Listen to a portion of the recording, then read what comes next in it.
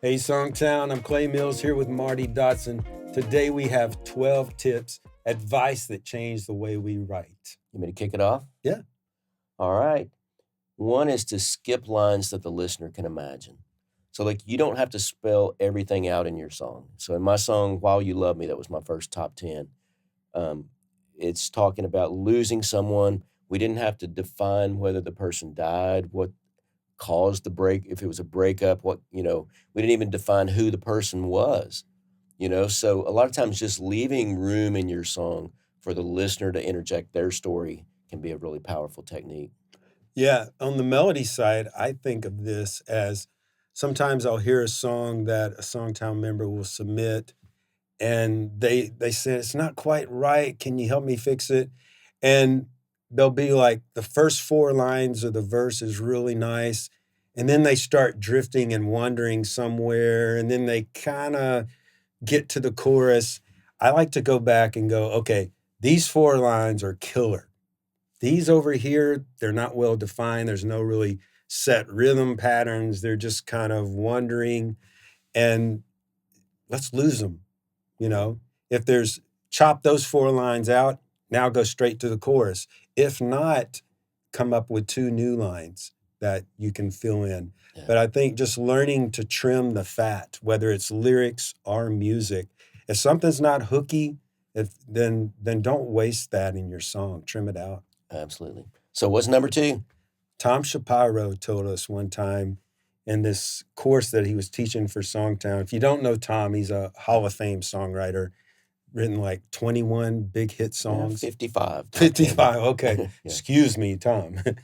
But he said that what I always liked about his songs is usually in the chorus, there might be a chord that was unexpected, but once you heard it, you can never unhear it, and he described that to us. He said that he likes to always try to add something that's unexpected but inevitable. Mm-hmm. So it feels like it had to happen, Yeah. but it was totally unexpected. That's probably the hardest thing to do in songwriting, lyrically or musically, to pull that off. But he seemed to pull it off quite a few times. Yeah. And he applied that to the title or the hook of your song too. Like when that comes in, it ought to be like, whoa, I didn't exactly see that coming, but what else could it have been? Yeah. The next thing, number 3, would be a song is about one thing. In general, there can be exceptions for everything, but a story song. Yeah, Smokey Robison one time said, what's the best advice you ever got? And he said, well, Barry Gordy told me about that a song is about one thing. And he said, my songs would be about 5 things or 10 things. And he would have me write 5 songs out of that, So just remembering that in general, you want your song to be about one thing. And you want people to walk away going, oh, that song was about unrequited love, or whatever it might be, whatever your one thing might be. Yeah. So the next one for me is when I first started writing, I was always obsessed. Well, does this verse and chorus feel like they go together? Does the music of the verse lead you exactly into the chorus? And is it feel like it's in the same family? It's not too different. I think today it's almost the opposite in writing, where you want your verse to be totally different than your chorus. You want there to be so much contrast with your melody and your lyric that it feels like you're going this unexpected place, to get back to that. So I think learning to create contrast, learning that, okay, I come in on beat 2 in my vocal melody in the verse. So when I get to the chorus, I'm not going to come in on beat 2 of the bar again. I'm going to try to come in maybe on the downbeat or a different section. So learning to create those different kind of musical contrast elements and lyrical, we can talk about that sometime. But I think learning contrast is what makes songs interesting. Yeah. And they keep the listener's attention. If people are drifting, it's because you've got too much of the same thing going on. You want repetition, but you want it to be also interesting at the same time. Yeah. So number 5 for me is something that I learned in my writing for musical theater. So in musical theater, you have what's called an I want song for most of your major characters. And it explains why that character's in the play, what they're wanting. They're trying to find themselves, or whatever it is. And that principle has transferred over into every other area of my writing, because now when I'm writing a love song for country or pop, I'm going, okay, what does the singer want the outcome of this song to be? He wants the other person to just melt into his arms when they hear this song. Well, knowing what he wants has a strong impact on how I'm going to write that song. So I'm writing a song to let the audience know what the singer wants, and hopefully the singer gets that outcome from the song. Yeah. Next one for me would be finding the hope in despair. So when I first started writing songs, maybe I got my heart broke and I wrote this just unbelievably sad song, full of minor chords and just lamenting my sadness. God, I don't ever want to go back to being a teenager. I've got some advice one time that really helped. And you look at a lot of the songs out there that were classics, that were sad, they always had this sliver of hope in them. Like, I know tomorrow is going to be a better day, but right now I'm just hurting. So there's always that little, tomorrow will be better. Whatever it is, whether it's in the bridge of your song, something, just give the listener a little sliver of hope so that it's just not a totally dark, depressing. I'm not saying you can't write those. There are always exceptions. But I think by and large, the musical journey of a song, you want to feel like you're overcoming something. And even though I'm sad right now, you got to give them the hope for tomorrow, I think. Yeah, that's great. The next one for me would be to describe, not explain. So Explain that. I will. Or describe Or shall it. describe it.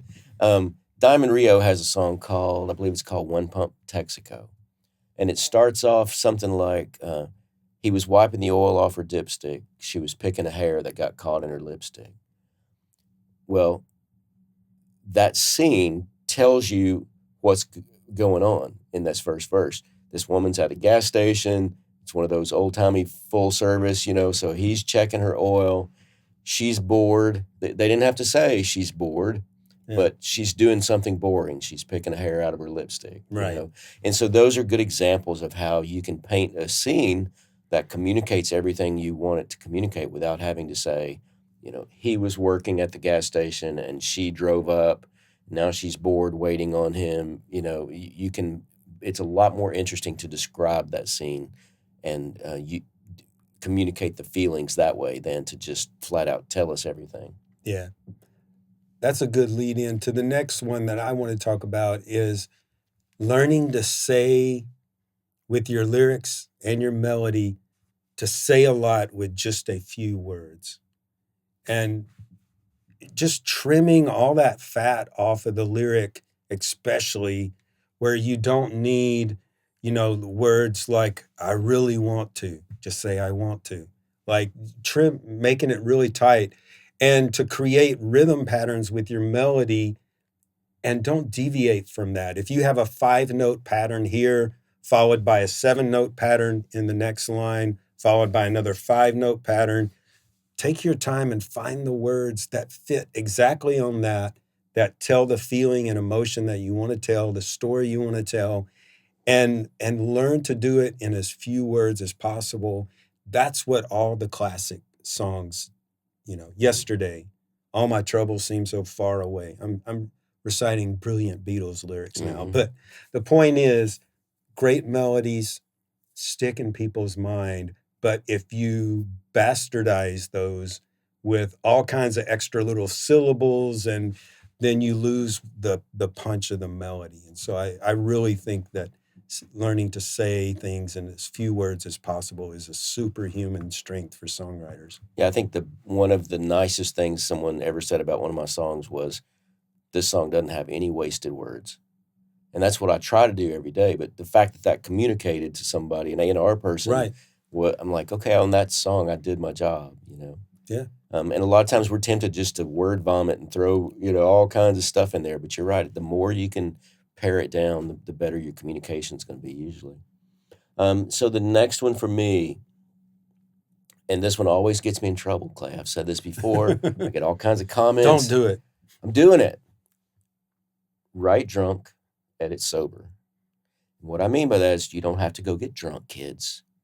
But if you free your mind while you're writing and be uninhibited, unencumbered. Uninhibited, like you are when you're drinking. Right. You don't think the consequences through. Exactly. So you're not overthinking the lines to your song. You're just letting yourself go, be free and be creative, and then come back with a more sober mindset of, okay, now I'm going to fix all the things that need fixing, But I think sometimes separating those two halves of our brain can be a really beneficial thing for us as writers. It's like, okay, at least let me write without judgment, and then let me come back and edit later. Yeah.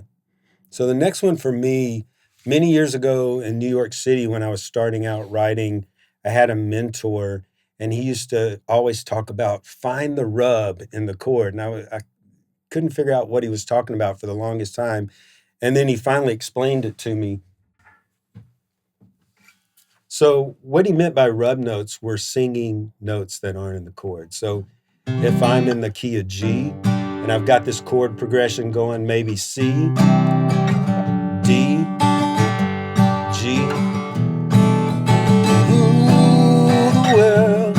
So you hear this, are we going to get a copyright strike from Coldplay?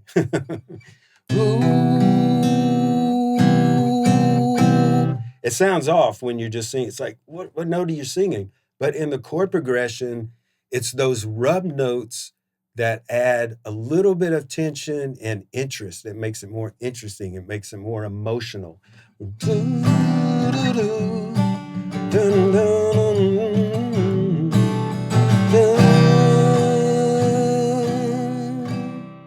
So I always found that concept very interesting. And we teach that in my Melody Masterclass every January, that the more ways you can come up with finding those rubs that sound interesting, then they add more emotion to your song. People feel it deeper than if you're just singing the da, da, da, da, it's all happy, but da, da, da, has a little offness to it. So, yeah. Awesome. The next one for me, so number 11 would be sing everything. And Clay is great at this. So we were doing a show one time, and backstage was the first waterless urinal we had ever seen. So yeah, being from the country, I'd never seen a waterless urinal. On stage, Clay starts singing a song about a waterless urinal. But in the co-write, as we're talking, as we come in, we'll say something, and Clay will start singing it. And sometimes that leads us to a really cool melody. We go, oh, that's awesome. Let's write to that, even though it was something silly. Sometimes it comes out really cool. And sometimes it sounds so bad, I feel like a fool. All right. What's our last one? What's number 12? Number 12, Fall Reaching. There was a great song one time called Fall Reaching, and that lyric impacted me because basically what it was saying is, for instance, in baseball, if I'm going to strike out, I'm going to strike out trying to hit a home run. So it's a philosophy I've tried to adapt in my writing, that I'm always swinging for the fences. If I'm going to fall down, I'm going to fall down reaching for something big. Mm-hmm. And if I'm going to fail, it's going to be shooting for something big. So I tell a story sometimes. My first hit with Darius Rucker, we're writing, and just popped into my head, I want to start the verse on the 5 chord of the scale. And not a lot of songs do that. And I had never done that before, but it was just this like, okay, I'm just going to dive off the deep end, go for it, and see if I can figure out how to make this work, where I start a song, the verse is on the 5 chord, and it worked out great. Like I'd never done it, but I figured out how to do it. And that's what I mean. I'm on a co-write with a major artist for the first time, and I could have just played it safe and done what I normally write that I've written before, but instead I'm taking a big swing. If I failed, then it would have been a different story, but it worked out. Yeah. There you have it. 12 tips that have changed the way we write. We'd love it if you like, subscribe, and comment. We'd love to hear your thoughts, and we'll see you next time. Cheers. Hey, thanks for watching. If you appreciate the content, hit the subscribe button and help us grow. Shout out to Sweetwater Music. It's where Marty and I get all our musical gear. Great people. We'll see you guys around town. Right on.